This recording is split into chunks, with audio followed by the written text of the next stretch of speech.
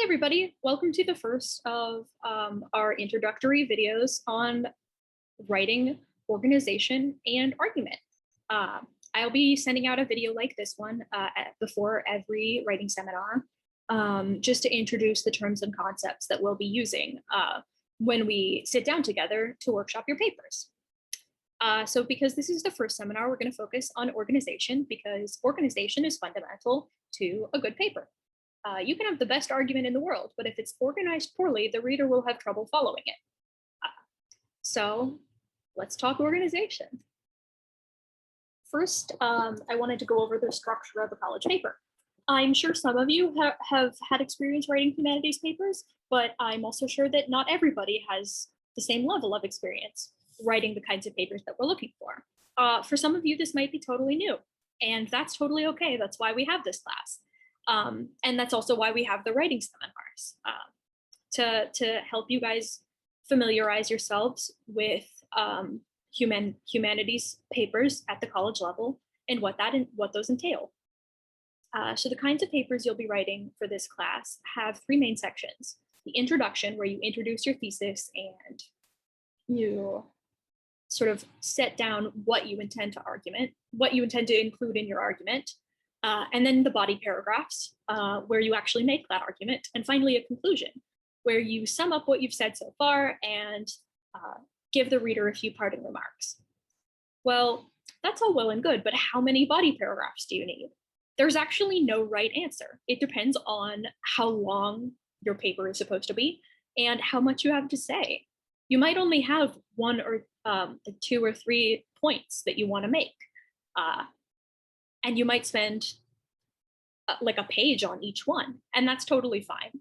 You also might have 4 or 5 points you want to make, but you might only spend half a page on one, a page on another, a quarter of a page on a third, and another page on the fourth.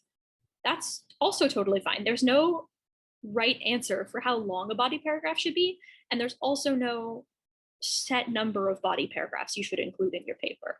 I know some of you may have experience with the 5-paragraph essay format. We don't require you to write 5 paragraphs. Some papers you'll happen to write 5 paragraphs, and that's fine, but don't feel compelled to write 5 paragraphs for every paper. Some will be shorter and some will be longer, and that's a good thing. Not all papers are the same. Now, what makes a body paragraph? I've thrown the word out a lot, but I haven't actually said. A body paragraph has something specific to say about one piece of the argument of your whole paper. You don't want to include your whole argument in one paragraph because, well, then what's the point of reading the rest of the paper? But you want to expand upon one aspect of that argument in that paragraph, so that the reader goes, oh, okay, now I understand why this is part of the larger argument. Now, what do I mean by something specific? I mean that we don't just want a vague statement of, and here's what I'm talking about. We want a specific connection between the evidence you discuss in that paragraph and your larger argument. And that's called the point of the paragraph. Each paragraph should have a point where you clearly state what you're talking about in that paragraph and how it relates to the larger paper. Well, what exactly is a point? It is not the same as an argumentative thesis. I know it might sound like an argumentative thesis, and in a lot of cases, if I asked you to identify the point of a paragraph and the thesis of that paragraph, they're probably going to be the same, but that is not a guarantee. And even if they are the same, the paradigm that you're using when you think about an argumentative thesis versus an organizational point is different. And so right now we're focusing purely on organization. The point is what the paragraph is organized around. It's where you get the message directly to your reader. This is what I'm talking about in this specific paragraph. You don't have to talk about the whole argument. You don't have to talk about the next paragraph or the paragraph before. You just need to talk about what you're going to say in this paragraph. I apologize for the motorcycle noise. I live on a very crowded intersection. It's an organizational tool that helps the reader understand what this paragraph is about and why that matters. Let's look at an example. So this is a paragraph taken from Kim Tallbear's Caretaking Relations, Not American Dreaming, which is a fun paper in case anybody wants to read it. And I'm going to ask you to have a Dora the Explorer moment to read this. Feel free to pause the video and read this paragraph and think about what you think the point of it is. What do you think out of this block of text sums up what's going on here? What holds this paragraph together? Personally, I think it's this first sentence here.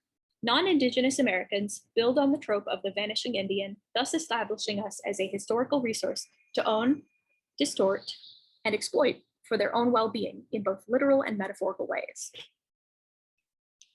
A sentence like this gives you a clear idea of what this author is talking about. Reading this sentence at the beginning of this paragraph, you expect that the rest of the paragraph will talk about the trope of the vanishing Indian, ownership, distortion, and exploitation, and relationships between Indigenous and non-Indigenous Americans. And that's exactly what Tallbear goes on to discuss in this paragraph. Okay, but how do we know that's the point? To answer that, we need to introduce a new concept, key terms. What are key terms? Key terms are repeated words, phrases, and ideas that show up throughout a paragraph. When we look for patterns in the word usage and the ideas of a paragraph or a paper, that's called key terms analysis, and it's a very helpful tool. Returning to our example, this looks a little chaotic, I know, because it's got so many different colors, but what I've done here is I've highlighted and changed the color of words that fall into 5 distinct categories that repeat throughout this paragraph. One is non-Indigenous Americans, also referred to by the they pronoun throughout this paragraph, and the example Senator Elizabeth Warren. Another is Indigenous or Native Americans, referred to by the example of the Cherokee Nation. Another is history and heritage, ownership claims, and distortion. These ideas are repeated throughout the paragraph. Now, if we look at the point sentence, and I'll actually go back to it for us, all of those key terms are mentioned here. Non-Indigenous Americans, Indigenous Americans, historical resources, ownership, and distortion. Each repeated term that shows up throughout this paragraph is put into a relationship with each other repeated term. It's all right there in that one sentence, the key to understanding how these terms interact and what is being unpacked in this paragraph. It's not the entire argument of the paragraph, it's the point, it's the organizational center, it's the crux, and that's very important. That point gives us the insight into how those key terms work together and why they're being repeated so often. It also sets the reader's expectations for what the paragraph is about. How does this help me? Finding the points of your own paragraphs and doing key terms analysis while you edit can actually help you determine where you should break paragraphs. If you find that you've got a paragraph with multiple points and distinct groups of key terms that don't actually repeat throughout the paragraph, that's a good sign that you've actually got 2 paragraphs. Finally, remembering to clearly state your point is very important, because while you're very familiar with the argument you're trying to make and what you're trying to say, a reader doesn't have your same background with the subject matter that you're writing about, and they might not think about it in the same way you do. So ensuring that they understand is one of the central reasons for including clear points. They signpost to the reader, this is what this paragraph is going to be about, so that the reader knows what to expect and what to take away. Okay, I need a point. Where should it go? It says go under there. Well, readers' attention tends to be grabbed by the beginning and the end of a paragraph. So putting the point either first or last emphasizes it and really makes it stick out in the reader's mind. So most paragraphs you'll come across are either point first or point last. Is one better? Not necessarily. Some people have preferences. A good way to find out your preference is to read some argumentative papers. You can find some on Google Scholar or JSTOR, or you can ask me and I'll send you some. You can read them and find out figure out which paragraphs you find the most convincing. Often, how convincing something is has to do with the argument, but it also has to do with the organization. Point first paragraphs are clear from the outset, so that's a good advantage of them. They set up the reader's expectations before they read the rest of the paragraph. But point last ones pack an extra punch at the end, reinforcing everything that you've been claiming throughout the paragraph. So each has its merits. Well, let's talk about our first seminar. So here's what we're going to do on Monday or Tuesday. We'll talk through the key terms in your papers together. To do that, I'll split you into partner groups and have each of you fill out a worksheet I'm going to send out with this video. You'll each fill it out about one other paper outline. That way, everyone's outline gets analyzed by one person in a worksheet, and everyone analyzes one outline in a worksheet. Then I'll have you all come together as a group and we'll workshop the outlines together. So I'm going to ask you to read everyone in your group's outline, not just your partners, and then fill out the worksheet just on your partners.